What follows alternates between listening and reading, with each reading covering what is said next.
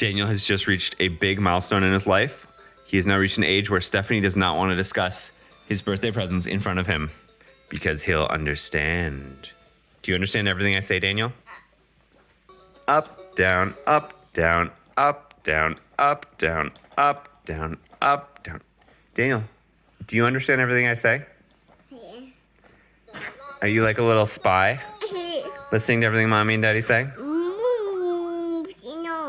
Sí, no. Difícil en la shower. Así. Uy. Mama. Ay, vamos. Mama. Yeah, Mama. We got so Mama. many toys. I have a little bit of a life update for you today because today was rough. I got feeling really, really weird in the morning, and so I ended up taking the whole afternoon off, and I literally slept for 5 or 6 hours today just in the middle of the day, which is unusual for me, but we are in the middle of a global pandemic, which I think takes a toll on us in ways that we don't even think about on a day-to-day basis.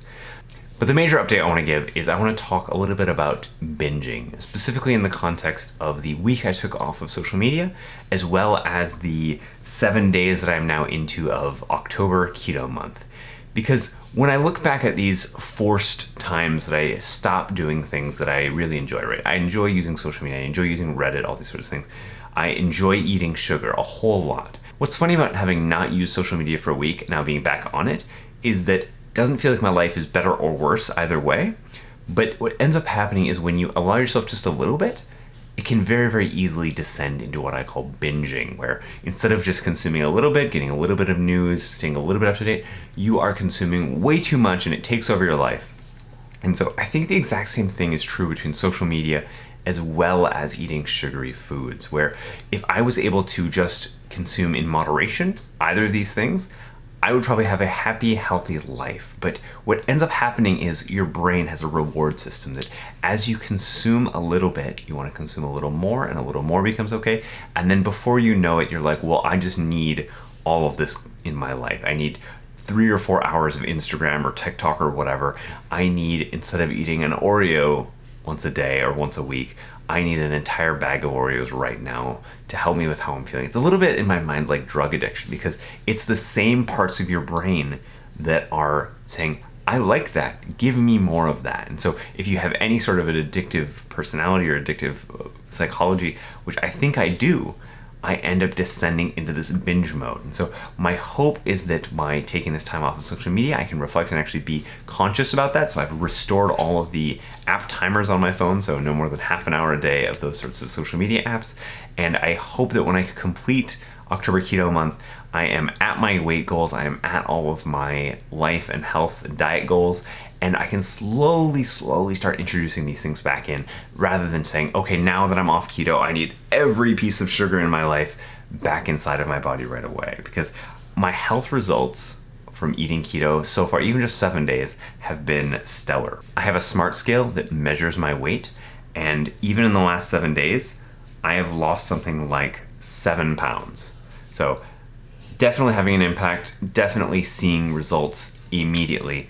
And again, it's not because keto foods are better. I don't even know if I believe in ketosis, but what I do believe is that when you don't eat sugar, when you don't have this glycemic response, this insulin dump in your body and the sugar crash and all that, it makes you less hungry. And when you're less hungry, you eat less, and fewer calories in means that you lose weight.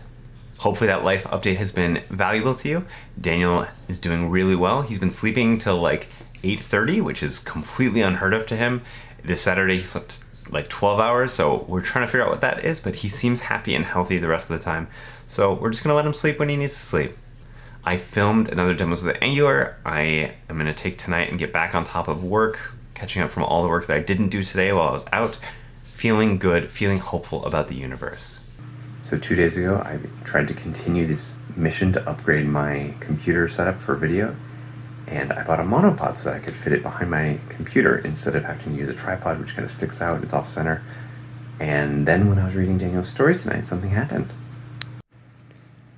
Hey, Boo? What happened? Your camera crashed? The monopod failed, and when you sat down Literally, I It- just got up. Like, this is as much as, like, this is, like, a lot of movement. That is a lot of movement. I'm saying this is the most. And, like, usually I just go like this. Like, it was barely.